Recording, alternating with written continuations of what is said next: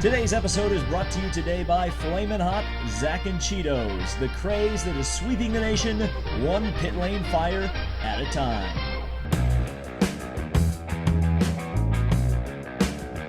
Ciao! Welcome to a late in the week IndyCar Red Pill talking about the Iowa Speedway, and since it's late in the week, we're also going to preview the Toronto race. Now, why is this so late in the week? Well, if you didn't see last week's episode, I was busy this weekend doing this.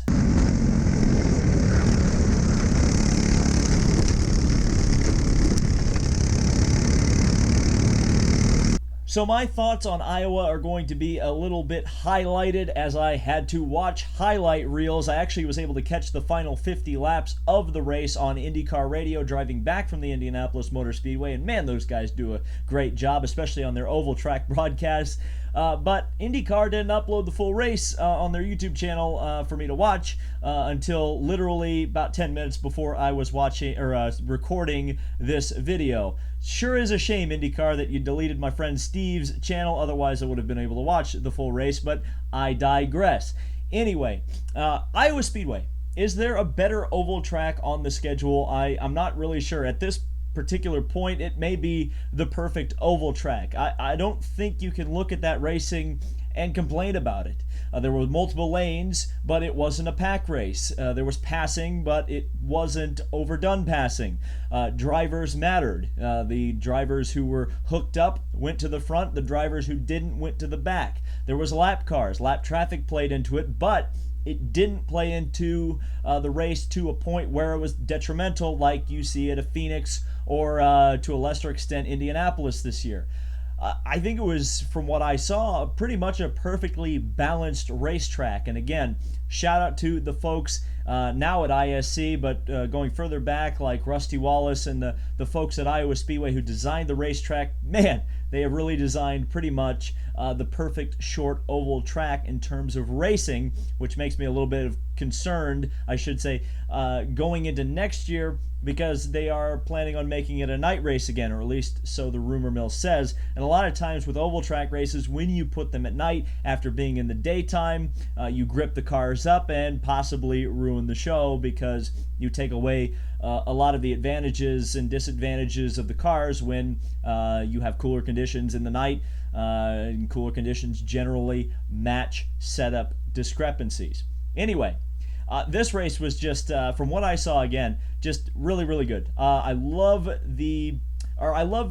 short oval racing just in general, especially for Indy cars, because it's kind of got the best of both worlds. You have the high-speed nature of super speedway racing, coupled with that technicality of road course racing, having to judge your braking points, judge the closing speeds with lap traffic. It's almost like a multi-class sports car race out there at times when short oval racing is at its best, and that's exactly what this was like. A lot of us were worried that it was going to be a Penske domination, and it was for the majority of the first half of the race. Joseph Newgarden, once he got past Will Power, absolutely ran away from the rest of the field. It looked like it was going to be a lot like the 2016 event, where he nearly lapped the entire field, but a caution around the midway point caused by our good friend Flamin' Hot Zach and Cheetos getting up into the wall after having a pretty good race up until that point. Again, just kind of the story of Zach Veach's season. We got a restart, and we saw kind of the drivers that were going to be the major players start to fight it out for second place, which were James Hinchcliffe and Spencer Pigot. Big shout out to Spencer Pigot. I know I've been a bit of a detractor of his, or at least pointed out the fact that he's kind of been underperforming this season, but the last couple of races he's really stepped it up. So it's fantastic to see that. And I would caution people saying, oh, well, the 21 is just a good car at Iowa, as we saw with Joseph Newgarden in 16 winning the race and Hildebrand nearly winning the race last year in that car. And of course, Pigot performing once again in that 21 Ed Carpenter car. Again, he had a fantastic race at Road America, so it looks like Pigot's season may be turning around, and I know Toronto coming up next is another race that Pigot, I think, will perform very well at.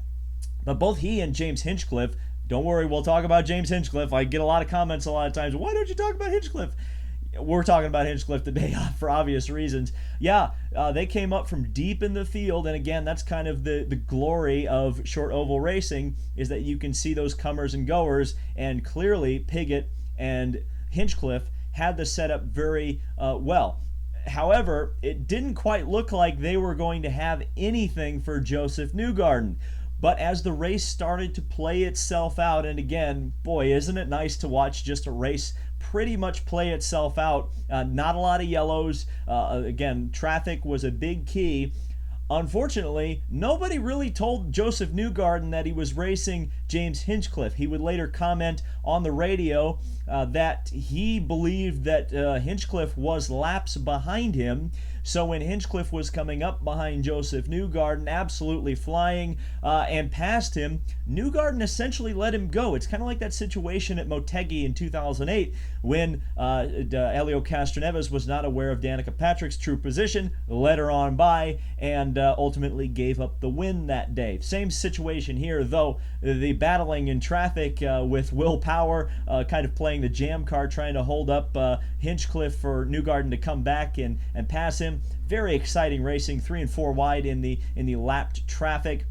But it was James Hinchcliffe just was able to pull away. It was kind of interesting that clean air didn't seem to matter quite as much at Iowa this time, but once Hinchcliffe did get in clean air away from Joseph Newgarden, he left the field, and it looked like he was going to go on to what would be an easy win. And then we had the controversy that started to come up, and it's a kind of an interesting controversy because it's kind of a non-troversy, to use a bit of a red letter media phrase. We had Ed Carpenter get loose in turn number 2. He was clipped by Takuma Sato, who at the time was running 4th. The debris nearly collected James Hinchcliffe, and wouldn't that have been an interesting story? However, the yellow flag flew. There was less than 10 laps to go, and at Iowa Speedway, obviously, laps go by very quickly. So the pace car comes out. The field starts to get shuffled and organized, and thinking that we're going to have a 2015 situation where tires are going to be absolutely key. We saw that with Ryan Hunter-Reay that year, taking the absolutely dog-slow Honda Aero kit from like 5th or 6th on a restart all the way to the front and winning the race, kind of stealing one with fresh tires. Joseph Newgarden and Robert Wickens, two drivers, or I should mention Robert Wickens had a great race as well. Both of those drivers came in gambling on the fact that the race would go back green, but the race did not go back green. And James Hinchcliffe was awarded the victory simply because there was no resumption to the race. Now, why was this? Well, on the NBC coverage, the radio didn't quite touch on this as much.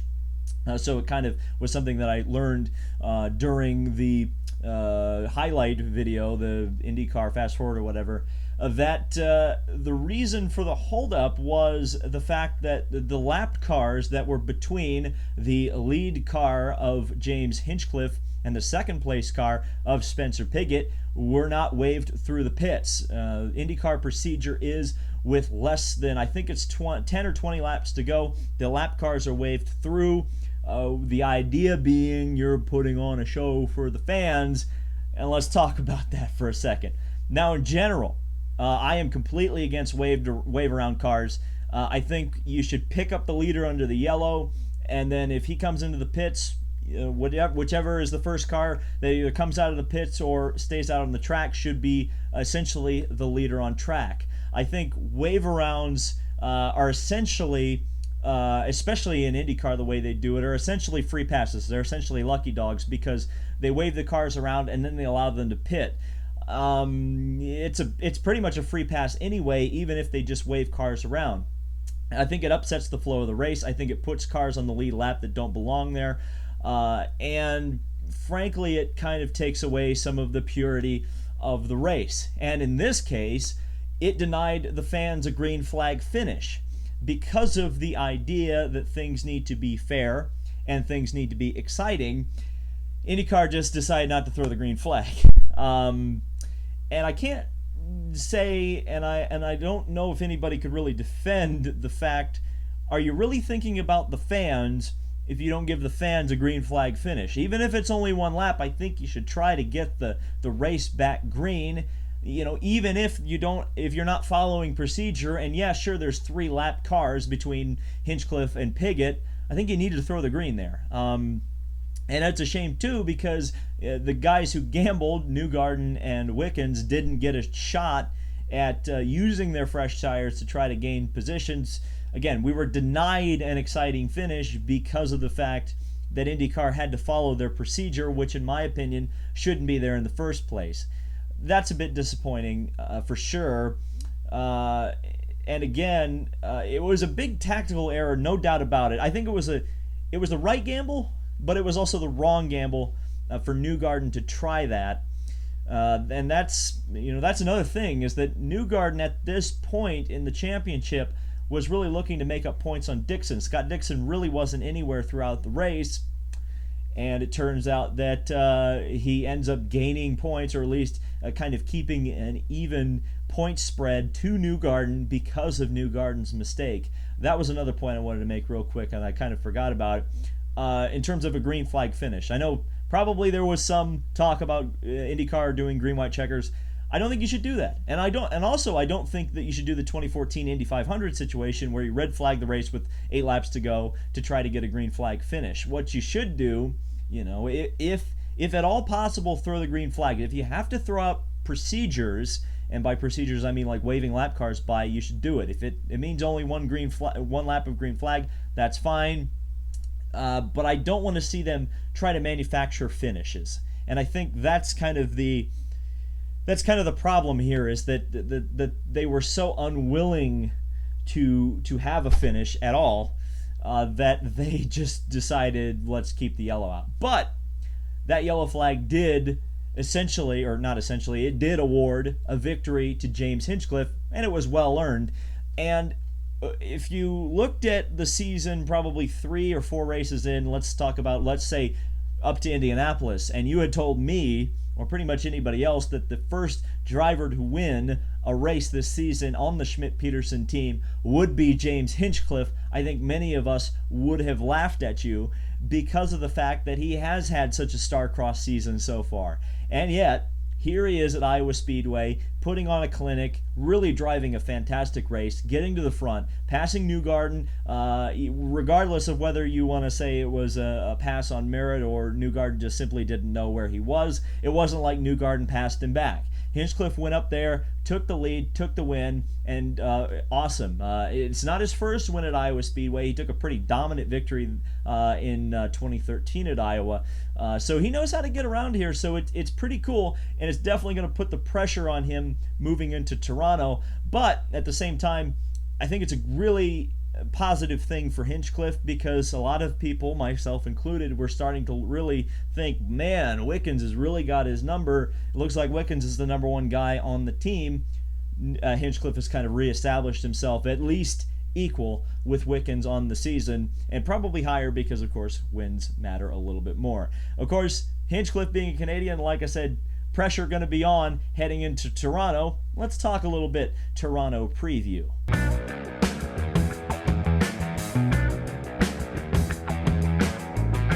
So kind of the big news story going into Toronto is actually something that doesn't really have to do with the front-running teams. It's the fact that Harding Racing has decided to sit Gabby Chavez out to evaluate Conor Daly in the seat for next year. Now, there's been some confusion about this. Some people have been saying Gabby Chavez is out for good. Wrong. Chavez is still the number one driver on the team, and he's still planning on driving for them in 2019 as well.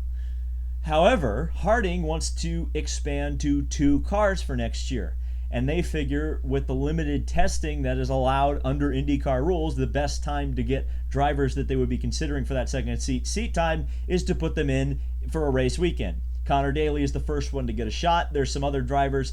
Santi Urrutia is one that's kind of come up, as well as Colton Herta, as drivers who might be at the second Harding Racing car for next year. Unfortunately, this also means that Gabby's development is going to be a little bit stymied. And I really, really hope, for Gabby's sake and Harding Racing's sake, They don't put a rookie in at Pocono because Gabby Chavez, let's think 3 years back, 2015, he had that race won had his engine not blown.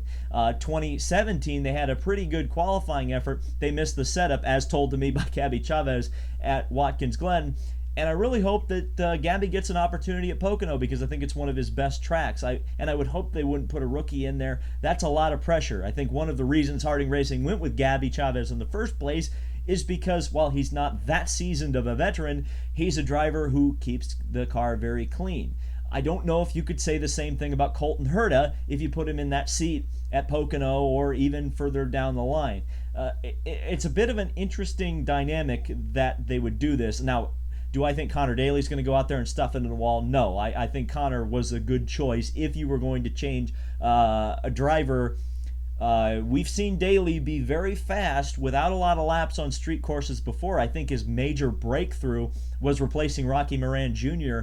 At Long Beach in 2015 for Dale Coyne, and ran very, very fast out of the box and made some really impressive moves, again with that 2015 Chevy Aero kit that we keep talking about for some reason in this video. Yeah, I do think Daly deserves another opportunity. I was actually asked that this week at some point. Yeah, I think Daly deserves an opportunity. I like to see him in the series. Harding Racing wouldn't be a bad place for him to go. It's an Indianapolis-based team. There's a lot of support system. There's a good support system there at Harding Racing. I think he gets along with Gabby. I don't know of any bad feel. There's probably some bad feelings now, but prior to that, I think they would get along pretty well if they were teammates. But then again, if that Steinbrenner money comes in there, and let's say Andretti doesn't have the McLaren money for next year, I would hazard a guess that would be the place that Colton Herta would go. I know the rumor mill has also suggested that he would go to a third Rahal car. Who knows? Yeah, that could be the problem, is that Daly doesn't quite have a lot of funding. He has some behind him, and obviously he has the Indianapolis Motor Speedway behind him. I don't think it's any secret that his father-in-law, or not father-in-law, his stepfather is Doug Bowles, the president there. So yeah, he obviously has the connections to get in, but more money talks than good connections. And you would think that Urrutia or Colton Herta would have more. But Toronto, just in general, I think it's going to favor a lot of the guys that we have seen at the front in recent years, or in not recent years, recent races. The Scott Dixons, the Joseph Newgardens, the Alexander Rossis. Certainly Rossi has kind of had the field's number on the street courses this year. I wouldn't really expect that to change very much. But then again, if we kind of look at Detroit, which is probably the most similar track to Toronto on the schedule in terms of the layout, in terms of how the races usually go, I think you got to look at Scott Dixon. I suspect he's going to save a lot of fuel. He's going to run third or fourth at the start of the race, and come the end, he'll be out front and pulling away. Outside of that, again, I think I mentioned Spencer Pigot. I think Robert Wickens and James Hinchcliffe are going to be freaking sending it all weekend because of the fact that it's a home race for them, and the Canadian faithful only get one IndyCar race these days, and they're going to be pulling hardcore for those guys, and certainly I think they're going to sell a lot of merchandise. So even though Toronto is not necessarily my favorite track on the schedule, especially after they changed it for the Expo a couple years ago, I feel like the layout's a bit not as good as it used to be. Sometimes Toronto can put on a pretty entertaining race, so I'm looking forward to it. It'll be nice to watch a race live again and not be packing up a go-kart trailer. But yeah, and my ribs are still hurting. That vlog is coming very soon, and I guess we're going to be doing another IndyCar Red Pill in T-minus like 4 days, so be on the lookout for that. Thank you guys so much for watching. Leave me your thoughts down in the comments. I suspect the wave around rule, that's usually a hot button issue, and I suspect that's going to be a hot button issue yet again. So leave your big debate down there in the comments. I'm excited to read it. Hi Reddit, hi to my family at home, and all that stuff. And we'll see you in the next video where we're going to be talking about NASCAR Heat 3, and then I'm going to be putting up my vlog from the battle at the Brickyard. So stick around for that. Lots of motorsport content coming on the channel, and I appreciate you watching as always.